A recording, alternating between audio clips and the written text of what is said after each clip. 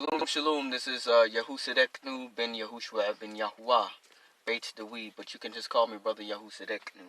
Today, what I really want to press upon the people is uh, uh, the truth about witchcraft, sorcery, divination, pharmakeia specifically. And I say pharmakeia because that is the way one of the Hebrew words is translated into the Greek in Deuteronomy chapter 18. Okay, it's one of the words that's translated in Deuteronomy chapter 18. However, the Hebrew seems to be a little bit different, but it does shed a little bit light on something.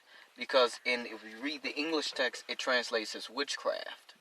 However, though they differ a little from the Septuagint, they all of those meanings are still wrapped up in many of the Hebrew words that are put there, like chaber and nachesh and kashef and all those different words there. The Hebrew more closely reflects the same meaning in the word kashef. However, chaber is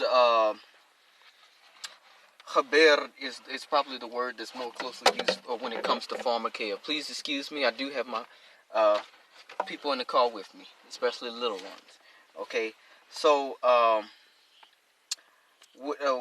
why am I focusing on this today? Because what I want to talk about is that, if we read Deuteronomy chapter 18, I'd mainly like to read either the scriptures, the KJV, or an interlinear Bible, or the Torah that I wrote myself.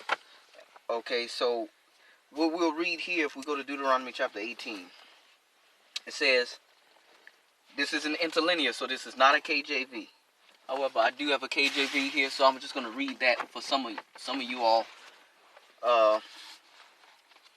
Some of you all who may be reading from a KJV or something like that. KJV is an excellent translation, though it's not perfect. It's not perfect, but it is still an excellent translation considering what they had to deal with in that time. It says, the priest, the Levites, and all tribe of Lewi shall have no part nor inheritance with Yisrael.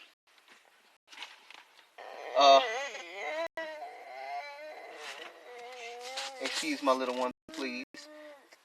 They shall eat the offerings of Yahuwah made by fire in his inheritance. Therefore shall they have no inheritance among their brethren. Yahuwah is their inheritance, as he has said unto them.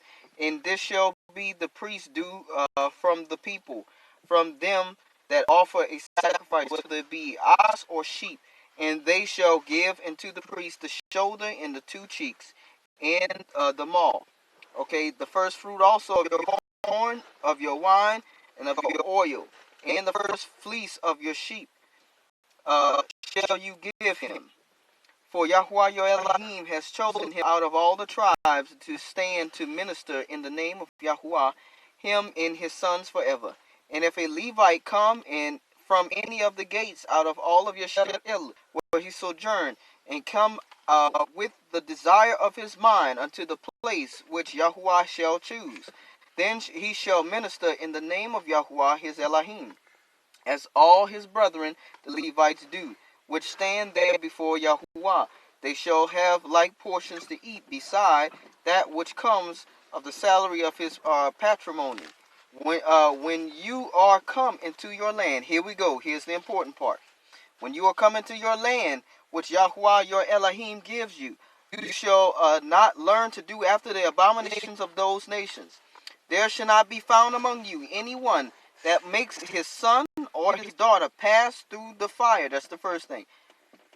And that also translates, if you through contextual usage and through implication, because there are some laws in Torah, although some people may not agree, though it takes the Most High to reveal and to teach and instruct you and direct you himself, and to show you that sometimes there are laws in the Torah that are directly stated, and laws that are in the Torah that are through implication dealing with other laws.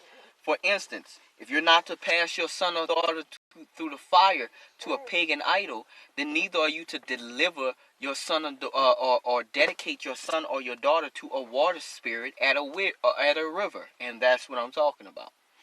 And so that also deals with that. And the reason why I mention that, and y'all willing, sooner or later, I will do, if he will it, I will do a video on water spirits, because that's a very important thing that our people are dealing with right now. Because many people who came over here, because Israelites played the whore against the Most High and they betrayed him, they played the harlot with water spirits. Okay, and many of them delivered their children up over to water spirits near rivers and streams and stuff like that in Africa and lakes. And then what happened is that a lot of them were brought on ships as slaves over here to America, just as they had played the whore and been delivered up into water spirits. And so a lot of people now, when they're trying to come to the Most High, and they don't even know what they're dealing with. This person may have given their life over to the Messiah. They're trying to keep the commands, and then all of a sudden they notice when they're trying to get in a relationship, some relationships keep falling apart. They don't get married, or they get married and the marriage goes to a lot, or they get a job and one job falls apart after another job after another job. Or people, they having health problems. Something's going wrong in their body or something like that.